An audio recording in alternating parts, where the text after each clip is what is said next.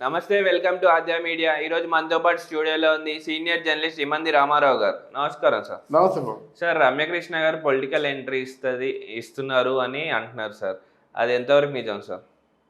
లేదు, political entry already fix అయిపోయింది. ఎందుకంటే అక్కడ మన రోజా ఉంది కనుక రోజాతో కొంచెం అంటే కొంచెం సన్నిహితంగానే ఉంది.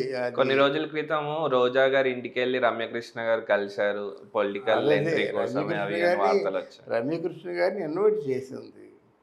ఆ తర్వాత ఆవిడ దర్శనం దగ్గరుండి ఇప్పించినట్టు ఉంది, ఇన్వైట్ చేసింది. ముఖ్యంగా వీరిద్దరూ కలిసి సమ్మక్క సారలమ్మ సినిమాలో ఇద్దరు మంచి సన్నిహితంగా దేవతలుగా పూజలు అందుకున్నారు కదా. వాళ్ళు మొత్తానికి ఇద్దరు క్లోజ్గా ఉన్నారు. ఇంటికి పిలిచింది, మళ్ళీ శాంతం మాట్లాడుకున్నారన్నమాట. వీళ్ళకి ఏముంది, ఒక పార్టీలో చేరితే పార్టీ వల్ల నాకేంటి లాభం, మీకేంటి లాభం అని ఆలోచించుకుంటారన్నమాట.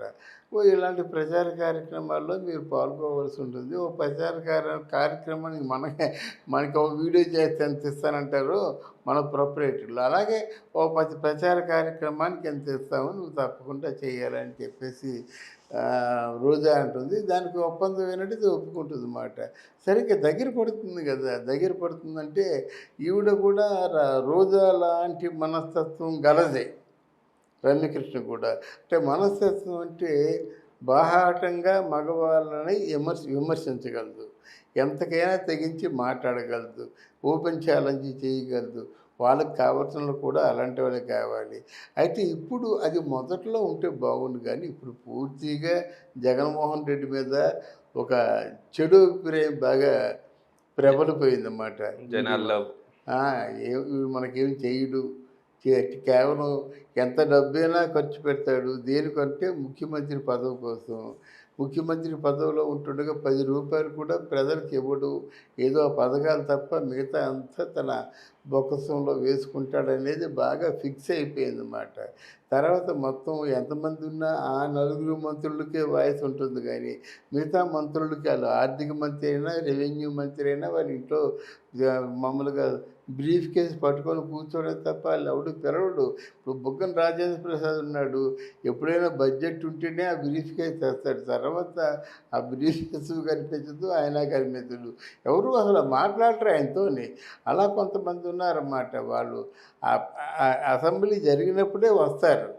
అందువలన ఆ నలుగురు 5 మాట్లాడతారు. ఒకవేళ రమ్యకృష్ణ వచ్చినట్టయితే కొద్దిగా గ్లామర్ ఉంది కనుక 4 కాకపోతే 5వ వ్యక్తి ఈవిడవుద్ది అన్నమాట. రోజా గారి బాటలోనే నడుస్తుంది అంటారా సార్? రోజా గారి బాటలో కదండి. ఇక్కడ ఏం చేస్తారంటే ఎవరికి వారు జగన్మోహన్ రెడ్డికి దగ్గర అవడానికి ప్రయత్నం చేస్తారండి.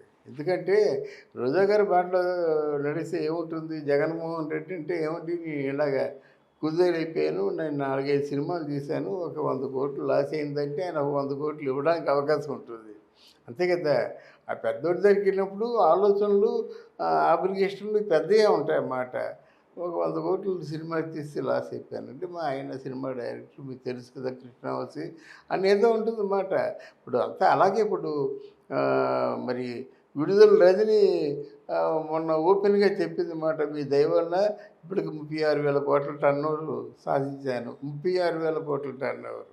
అలాగుంటాయన్నమాట వాళ్ళ తాలూకు వ్యవహారాలు, వాళ్ళ తాలూకు ఆ క్లోజ్నెస్ అంతాన. ఒకవేళ రా పర్వాలేదు, నీతో మాట్లాడతాను, నేను టైం ఇస్తానులే అన్నాడంటే పంట పండినట్టే. అంతే. పట్టణంలోకి కూడా కదా ఇప్పుడు అంతాను. ఇప్పుడు డబ్బులు చేతులతో తీసుకెళ్ళవలసిన అవసరం లేదు, లారీల్లో బస్తాల్లో వేయవలసిన అవసరం లేదు. అందువల్ల అసలు మూలగారకుడు ఎవరైతే ఆయన తాలూకు గీసిన గిరి దాటకుండా ఉన్నట్టయితే భాగ్యవంతులు అయిపోతారు జనరల్గా ఎవరైనా సరే. అది ఎంతవరకు రానియగలుగుతారు సార్ రమ్యకృష్ణ గారు పాలిటిక్స్లోకి వస్తే? రమ్యకృష్ణ గారు పాలిటిక్స్లో నెగ్గు రాలేరండి. ఎందుకంటే ఇంత ఘోరంగా అబద్ధాలు ఆడుతుందని నేను అనుకోను. రమ్యకృష్ణ కొంతవరకు ఆ సెన్సిటివిటీ ఉంది అన్నమాట. అది సెన్సిటివ్గా ఉంటుంది కనుక ఆవిడ ఈవిడలాగా రాణించలేకపోవచ్చు. అంతే. అటు మామూలుగా పెద్ద స్థాయికి కూడా వెళ్ళలేదు.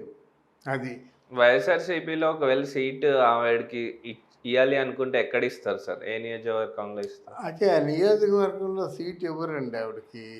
ఇప్పుడు ప్రచార కార్యకర్తగా ఉపయోగించుకుంటారు కానీ నియోజకవర్గంలో సీట్ ఎవరు అసలు ఆవిడకి కావాల్సినట్టయితే తమిళనాడులో తను కోరుకున్న సీట్ వస్తుంది. వాళ్ళ మేనమామ ఏమో రామస్వామి అన్నమాట. ఇస్తే ఎక్కడ కావాలంటే అక్కడ సీట్ వస్తుంది. అక్కడ రమ్యకృష్ణ క్రేజ్ ఉంది. రమ్యకృష్ణ అక్కడ గెలిచే అవకాశాలు ఉంటాయి. ఇక్కడ మామూలు పేరు పడిపోవడం తప్ప ఈవిడ గెలిచే అవకాశాలు చాలా తక్కువ. కృష్ణవంశీ గారు ఆవిడ అంటే ఆయన ద్వారా ఏదన్నా సీటు లేదు, కృష్ణవంశీకి రమ్యకృష్ణకే వాల్యూ ఉంది. కృష్ణవంశీకే వాల్యూ ఉంది. కృష్ణవంశీకి అంత వాల్యూ లేదు. ఆయన కొంచెం పర్వెట్టడు కనుక ఒకప్పుడు కృష్ణవంశీ ఎవరితో ఉండేవాడు, మన చార్మితో ఉండేవాడు. పర్వెట్టాడు ఆయన. ఒక అంటే ఒక ఒక నిజాయితీ, ఒక పద్ధతి అంతా ఉన్నట్టుగా జనంలో పేరు లేదు. పోనీ కష్టపడి తీశాడు రంగమార్తాండ. ఆ సినిమా కూడా పెద్ద దెబ్బతీసింది అన్నమాట. అందువల్ల కృష్ణవంశీకి సక్సెస్ ఉంటే సినిమా ఫీల్డ్లో పేరండి. సక్సెస్ లేకపోతే ఉంది. మొన్న చూసా రంగమార్తాండ. అప్పుడు చూస్తే బాగా విమర్శించేవాడిని. చెప్పా కదా నేను, అలాంటి సినిమాని ఒకటి చూస్తాడండి రంగమార్తాండ అన్న తర్వాత. ఆయన అలా ఒక ఫ్రేమ్లో ఒక ఆర్టిస్టు నవరసాలు పలికించారు.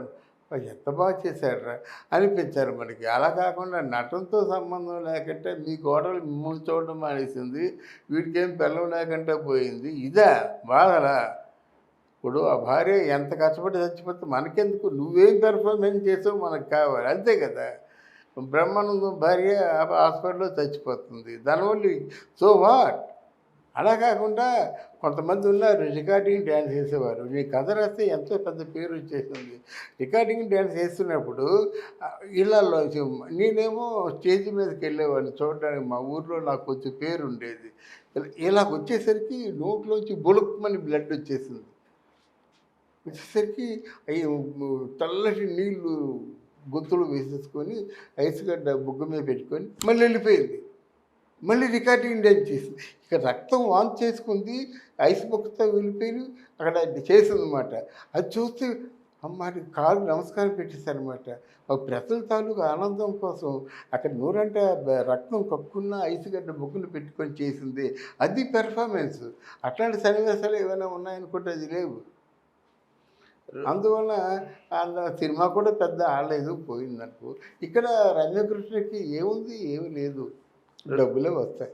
రోజా గారు పబ్లిసిటీ చేస్తుంది అసలు, లేకపోతే జగన్ తరపున చేస్తుంది అంటారా? జగన్ తరఫున పబ్లిసిటీ చేస్తుందండి. ఎక్కడో ఆవిడ పబ్లిసిటీకి ఉపయోగించుకోవాలి.